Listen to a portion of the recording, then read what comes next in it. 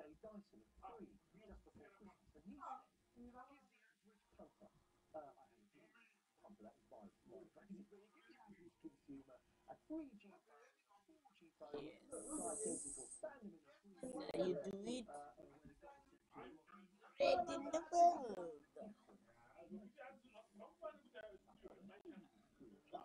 and you can do things as crazy as a single step people in people's lives, all they'll be able to bring an 80 real-world experience from other markets suggests that you will be able to get speeds up to 10 times faster than you can currently get over 3G. So I think there will be some benefits there for consumers. saying something serious. It has taken the government quite a long time to arrange this auction and get all the spectrum spaced out. I mean, I remember seeing, I think EE were making quite a lot of the fact that, was it Kazakhstan had got 4G before the UK had that? I've been thinking, why has it taken so long? Well, there are a number of legal objections from a few of the mobile operators previously as to the shape of the auction, trying to change the rules, and what it took is for all the operators to come together with the old Culture Secretary, Jeremy Hunt, to try and hammer out an arrangement such that we could get to this point and have the auction take place. Of the £22 billion that we mentioned, the mobile phone companies paid for 3G spectrum discounts, how many of them ended up losing money on that? I think all of the operators struggled to monetize the investments they spent on 3G spectrum previously. And so now actually having a live price for the 4G spectrum gives them a much better chance of getting their investments back. So, in the same way, if we look back at that and maybe they paid over the odds in 2000, do you think they've cut themselves a rather good-looking deal this time round? I think the regulators certainly created the conditions for it to be a much more rational bidding process than perhaps you've had. Okay, Nick Brown, Telecom Journalist at Espirito Santo. Thank you very much for sharing this. Coming up next on Jeff Randall Live. The FBI investigates 3 dealings over Heinz.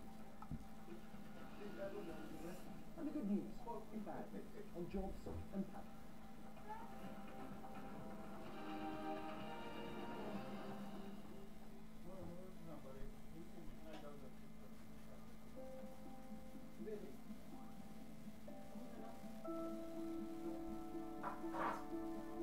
What makes a driver smile? When intelligence works with intuition to make something better. All new forces. The smart utility vehicle.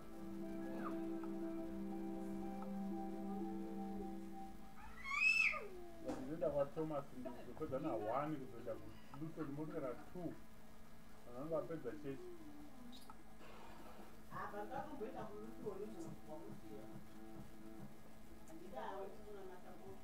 Outcomes can change you more than what you use. Dulux and Jaws Next Sunday. 2 times more waterproof than our standard emulsion. And right now, Dulux Nezviri kushanda zvangu but I can come from website of course Dulux, let colour. ndikutodawo kuti ndiwane basa maitaro. Give me your rock. Of course ndinokungowo muna shedhero zvidheri kushora. Ane basa rendazoriwana ndozodii. Find your voice. It's wonderful, heartwarming, astonishing, terrific. Song from the Cinemas Friday. I would say definitely have a look at eHarmony. They seem to care the most about getting you a good match. Join eharmony.co.uk today and review your matches for free. Saka zviro muri kwakaona kutodzwa nyaya yezviwendo.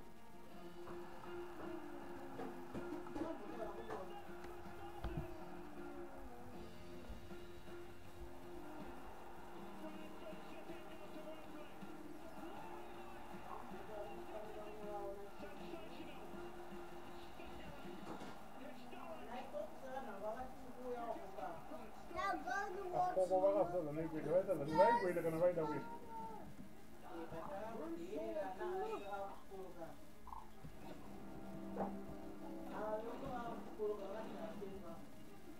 Hauna machikoro manje. Vanotanga. Saka zvinochinjei. Vanoenda pakati peweekend. Brand new series. War of the Damned, Monday at 10 on Sky One HD.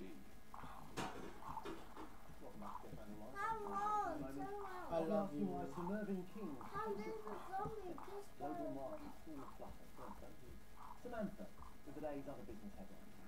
Jill, thank you. Very good evening. The FBI is investigating allegations of insider trading in last week's takeover of Beams Maker Hines. The US Financial Regulators and Securities and Exchange Commission has already frozen assets held in the Swiss bank. The takeover deal, which is valued at $28 billion, is one of the biggest ever in the global food industry. Axminster Carpets have given notice that it intends to appoint administrators, putting hundreds of jobs at risk. The company, based in Devon, has been producing carpets for 250 years.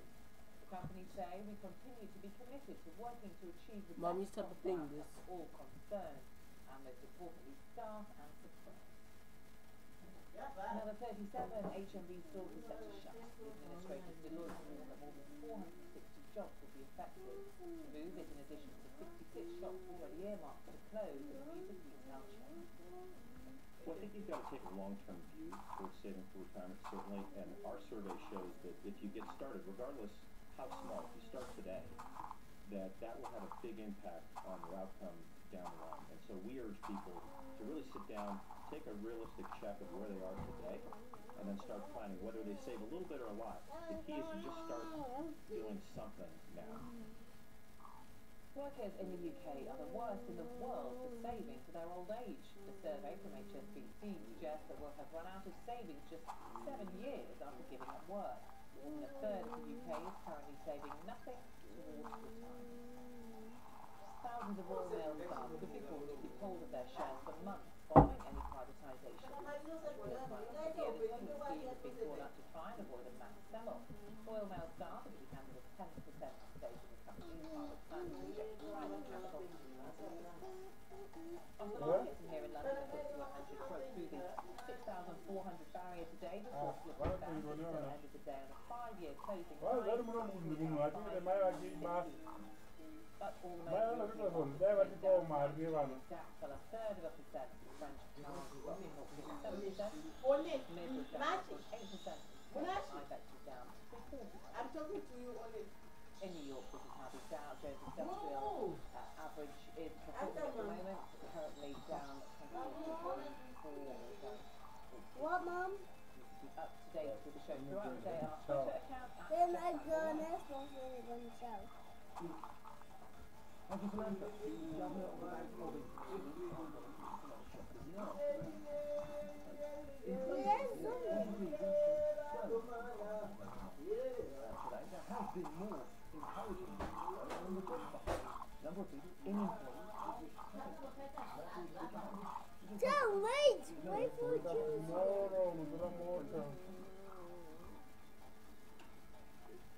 There's a spider! Don't kill that spider. Coffee franchise. We expected a few dozen. Don't go to that spider! When? There's no creepers! Oh my, massive god, there's a massive cave. Tell them there's so massive cave.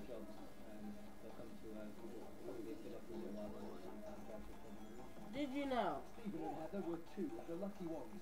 Stephen's been looking for work for 2 years, Heather for just 3 months.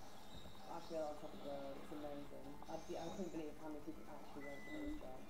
It was absolutely outstanding. Essentially, 2 years of being unemployed, looking for work, hundreds of jobs. It's absolutely insane. Many of the applicants, though, were simply overqualified. Dozens of them having either just lost their jobs or about to lose their jobs with high street giants like HMV, Comet, Blockbuster and Crimson Cards. Some of them with over 15 years of retail experience. Over the road, this privately owned coffee shop has had a constant stream of job seekers too. We do get quite a lot. We get lots of, especially students with CVs to hand in. Yeah, we've got big piles of CVs that we just keep on file just in case, but it is very difficult. It is difficult for everybody. In the last quarter as a whole, unemployment actually fell by 14,000 That's to 2.5 Bill's million. house! But looking at the latest month on record, December, it actually rose from 7.7% of the population to 7.8%. Young people have been the worst hit. The number of 16 to 24-year-olds out of work was up by 11,000 to 974,000, the highest rise in a year. One man who knows all too well the difficulties of finding a job is Martin Bailey, who resorted to advertising himself as a sandwich boy. Since January I've been looking for a job, and just thousands of very well qualified people in the same boat, and very few jobs around that. I've got about 6 months before I need to be on a proper income grant next, and it's not just the income, it's the, I take pride in doing this job. I want to do something where I can come out at night and feel I really achieved something. The glut of applicants here was good news for the employer. Not so good though for the 1,692 people who didn't land a job. Fraser Ward, Sky News, Nottingham. Well, last time the Governor of the Bank of England suggested that the squeeze on living standards is coming to an end. No sign of it yet. As you can see, prices continue to rise at a much faster pace than pay. In fact, inflation, marked there in red, as you can see, is consistently higher than earnings growth in blue for 3 years now. Just over here we see stuff. Abby Gherkin, Ronald Curtis, Head of Global Research, Andrew Lewis, Director of Europe Economics. Cornbridge, last week we were told by John Irving here that the recovery is on site. Today we learned that he's actually voted a little dust down. Well, there's an awful lot of QE going on in the world already because the US, unlimited QE, Japan, unlimited QE, so a lot of money being pumped in. Will the UK make a difference? It's still too low. We may be on a recovery path, but it's really sort of flat. So I think it needs more stimulus. I'm not sure QE is the right way to go. Andrew, your view, we need more growth. Is QE going to deliver it? Absolutely not. So I think that we've seen that although the first round of quantitative was quite effective in preventing there to be a catastrophic collapse in the money supply, later rounds of quantitative easing have been much less effective. They haven't particularly boosted growth. They've turned more into inflation, and I think that it's disturbing that the Bank of England is considering printing extra money at a time when its own inflation forecast suggests that it'll be above target for the next couple of years. Well, has the Bank of England more or less given up on targeting inflation? Just given up there, well, look, it's not going to be a target. We shouldn't expect it to come out to target for another couple of years, and actually it seems to be targeting underperformance. Well, yes, what they would say is, of course, that they look through the, and they've been looking through it for a long time. Their inflation forecast has been too low. Inflation's been up.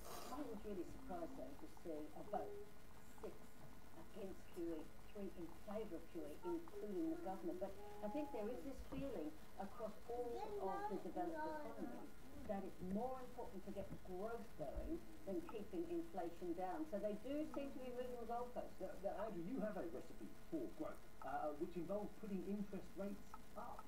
How's that? Explain how that helps. Well, absolutely. So the problem with the UK economy is not that we have a little bit too little growth in 1 quarter or 2 quarters. It's that the 5-year outlook is sufficiently poor that unless we get inflation, there's a risk that households will default on the very large mortgages they built up during the 2000s. That could then place the banks in further problems, which would in turn imperil the sovereign if it stood behind the banks. So the situation we fear is something like the Irish or the Spanish crisis. We would want to do things like cut down on government spending, which they're just about starting to do now. You don't get the fastest growth in an economy with interest rates of 0.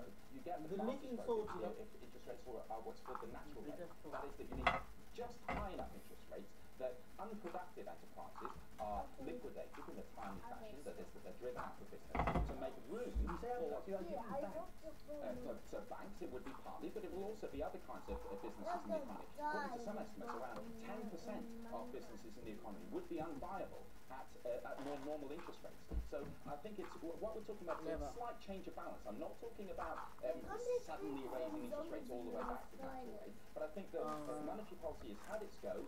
4 years of 0 rates without that really causing a recovery might suggest that it's becoming counterproductive now, and it's time to raise a little bit, normalise it. Put interest rates down. Well, I don't think everyone would agree with Andrew, and I don't agree with Andrew. I think that... What effect would Andrew's... Well, I think it would actually, the idea that you raise interest rates now would hit confidence very hard, both in companies and consumers, because they would see they've been rebuilding their